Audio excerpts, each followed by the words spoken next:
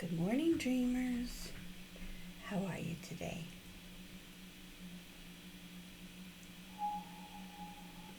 French press is a great way to go. I think it's time to do my nails again. My goodness.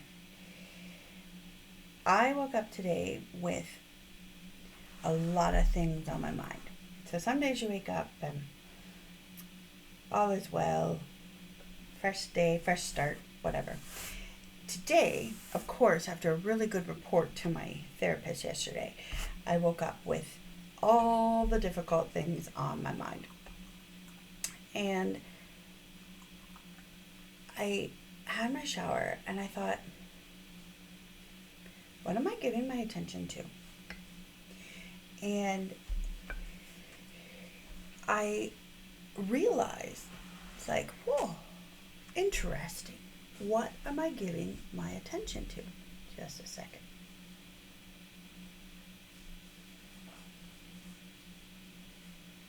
Much needed, much enjoyed. And what are we giving our attention to? As I'm meditating on this thought process, as I'm getting ready, I thought, wait. Without my attention, these things fade. If we weren't giving attention, that was one of the things we were taught in school. If you don't react to the bully, then they will fade away. Their behavior will adjust because they want attention. So what am I giving my attention to? And I have to think that through. Am I giving someone attention even though they've taken off and left, and when they were here, they didn't give me attention? So now they're getting attention? Like, where am I putting my attention? Now, on the flip side, being a naive ostrich-like person, just sticking my head in the sand, pretending the world isn't burning, pretending things are not as difficult as they are, is not a healthy way of being as well. So I literally sat on my bed for a second, put my socks on, and I went, okay, God, where's the balance? Because without my attention, these things fade away. They don't deserve my attention. But attention, and then I'm like, and ah, and and ah. And then I realized it's not attention that is the negative thing. That doesn't cross the line. It's when it becomes obsession, and every single thought and every single thing is it's inward. How does this affect me? Why me? This is ridiculous. How could this happen to me? That obsession and not being able to release is not the same as giving important attention. And that's where therapy yesterday came in, because yes, we must give our feelings attention when they come. When things are going really, really well and our journals are burning up because our pens are going so fast and we are just coping really well.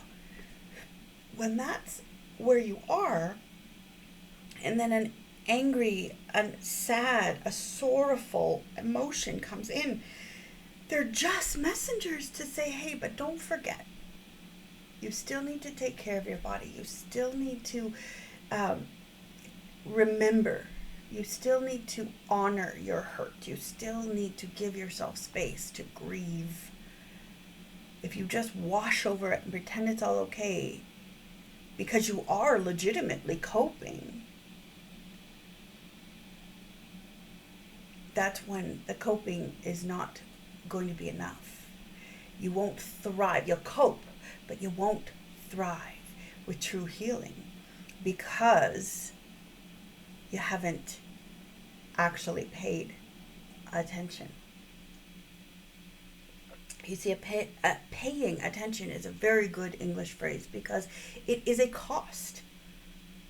It's a cost to this thing. Now, obsessing over, getting overwhelmed by,